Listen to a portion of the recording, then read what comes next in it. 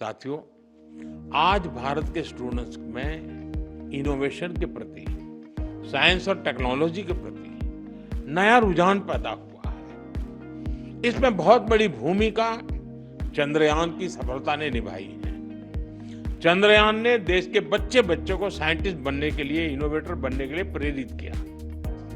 अभी हमने हाल ही में देखा, स्पेस मिशन से लौटे ग्रुप कैप्टन शुभांशु शुक्ला जब अपने स्कूल पहुंचे तो कैसे पूरा वातावरण बदल चुका। शुभांशु की इस उपलब्धि में उनके शिक्षकों का योगदान जरूर रहता है, तभी तो होता है। यानी शिक्षक नौजवानों को सिर्फ पढ़ाते ही नहीं है, उन्हें गढ़ते हैं, एक दिशा दिखाते हैं। साथियों, आपके इस प्रयास को अब अटल इनोवेशन मिशन और अटल टिंकरिंग लैब से भी मदद मिल रही है।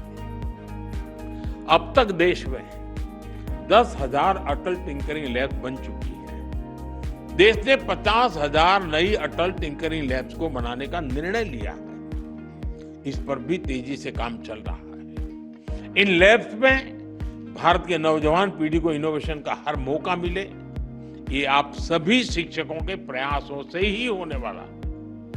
साथियों, एक तरफ हमारी सरकार इनोवेशन पर युवाओं को डिजिटल एम्पावर करने पर बल दे रही है, दूसरी तरफ डिजिटल दुनिया के जो दुष्प्रभाव है उनसे भी हमारी नई पीढ़ी को, हमारे स्कूल के बच्चों को, हमारे स्टूडेंट्स को, हमारे परिवार के बच्चों को, हमें उनको बचाना होगा।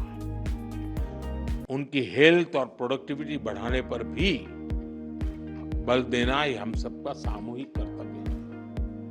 आपने अभी देखा होगा कि अभी पार्लियामेंट का जब सत्र चल रहा था तो हमने ऑनलाइन गेमिंग से जुड़ा एक कानून बनाया है। अब ये सब शिक्षकों को पता होना चाहिए।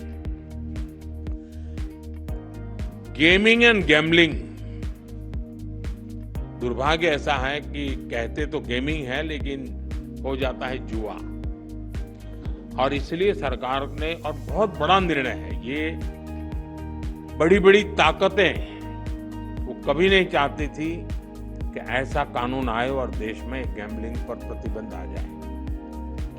लेकिन आज एक ऐसी सरकार है जिसमें पॉलिटिकल व्हील है और जिसके दिल में देश के उज्जवल भविष्य की चिंता है, बच्चों के भविष्य की चिंता है। और इसलिए हमने ऐसे किसी भी दबाव की परवाह किए बिना, किसको क्या लगेगा, किसको क्या नहीं लगेगा की परवाह किए बिना, गेमिंग के संबंध में, ऑनलाइन गेम्स के संबंध में कानून लाए हैं। ऐसे अनेक ऑनलाइन गेम्स थे जिनसे हमारे स्टूडेंट्स प्रभावित हो रहे थे। पैसों के खेल चलते थे, ज्यादा कमाने के इरादे से लोग पैसे डालते थे। कुछ जगह से तो मुझे रिपोर्ट मिलती थी, परिवार में महिलाएं, मोबाइल फोन तो सबके पास है, वो भी दिन में सब लोग घर से चले गए, भी क्या करें, तो वो भी खेल लेती थी।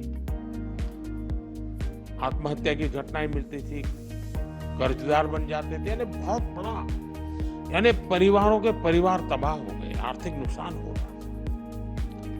और ये बीमारी ऐसी है कि नशे की तरह लत लग जाती है। गेम्स ऐसी चीजें होती है और पैसे लूटने वाले तो आपको टैप कर ही लेते, फंसा देते हैं।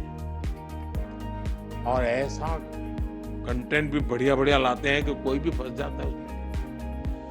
और सब परिवारों के लिए चिंता का विषय बन गया था। और इसलिए मैं कहता हूँ कि ये जो कानून बना है वो कानून अपनी जगह पे है, लेकिन बच्चों को जागरूक करना ये बहुत आवश्यक है। लेकिन माता पिता शिकायत कर सकते हैं, परिस्थिति सुधार नहीं सकते क्योंकि तनाव का वातावरण बन जाता है, लेकिन टीचर उसमें बहुत बड़ा रोल कर सकता है। हमने कानून तो बना दिया है और पहली बार हमने तय भी किया है कि बच्चों के सामने इस तरह का हानिकारक कंटेंट नहीं आएगा। मैं आप सभी टीचर से भी आग्रह करूंगा कि इसको लेकर अपने विद्यार्थियों में जागरूकता जरूर पैदा करें। लेकिन इसमें दो विषय हैं। गेमिंग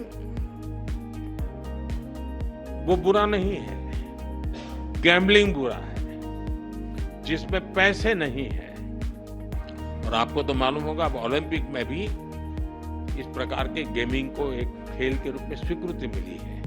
तो वो टैलेंट का विकास होना, स्किल का विकास होना, उसमें जिन चीज की महारत है उसकी ट्रेनिंग होना अलग चीज है। लेकिन ये नशा हो जाए, लत लग जाए और बच्चों की जिंदगी बर्बाद हो जाए, ये स्थिति देश के लिए बहुत चिंता का विषय है।